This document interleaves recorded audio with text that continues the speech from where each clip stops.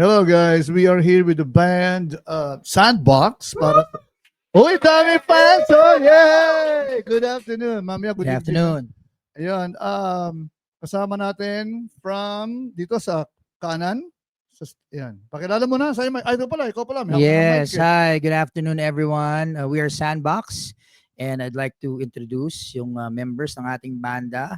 On my left, no, si Ian G on bass, Butch on guitars, I have Jetro on drums, and my name is Alvin on vocals.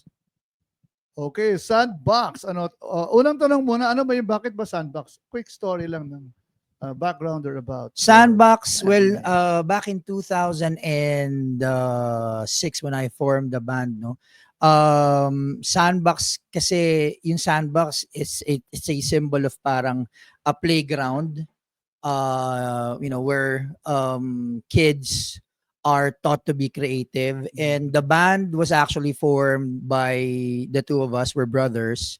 So and we have a third sibling din na member kaso busy siya ngayon.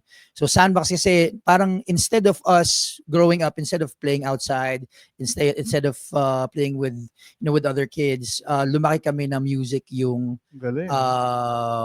ilaruan namin, yung music yung kinagisna namin. So parang yung naging playpen namin music. So I thought of the name Sandbox. So, anong instruments yung pinaglaruan nyo nung bata pa kayo? Guitars? Bukod dun sa Keyboard? sa org. No, hindi. Well, sa pinagluan ng organ. No?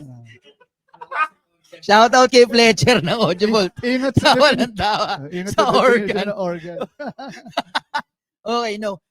Well, unang-una ako nag-gitara. And then, sumunod siya, si Butch.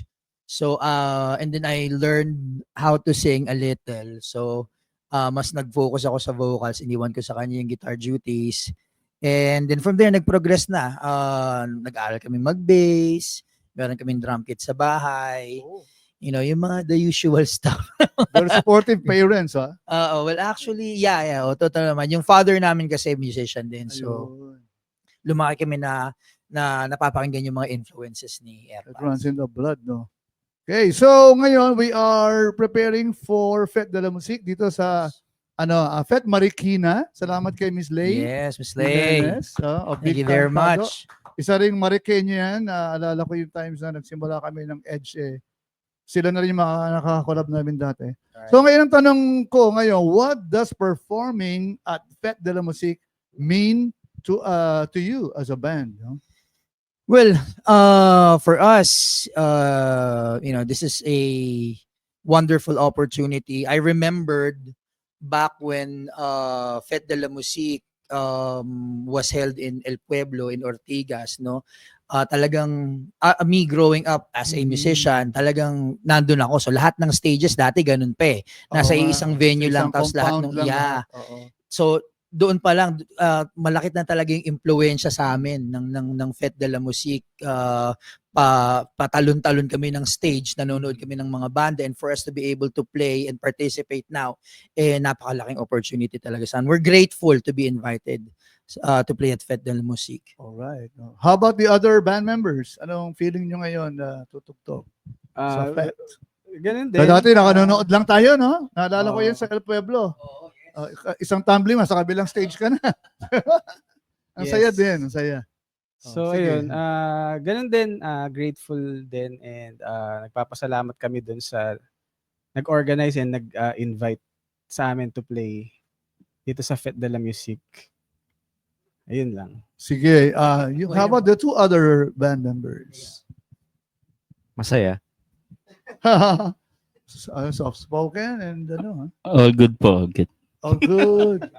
Sige. Ngayon tatanong ko na lang, how can you describe your band in 3 words? Who would like to do the honor?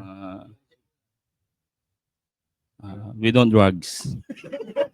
We don't drugs. We don't drugs. Actually, 4 na words yun. Well, actually, the band is dynamic. Because we prioritize dynamics sa band namin. It's fun. No, it's fun kasi masaya kami magkakasama lagi. We don't treat this as, We don't just treat this as as our hobby. We also treat this as a way to relieve ourselves from from the stressful week of going to work, and then also bonding. This is an awesome way to bond with friends and family as well. Galing, galing. So,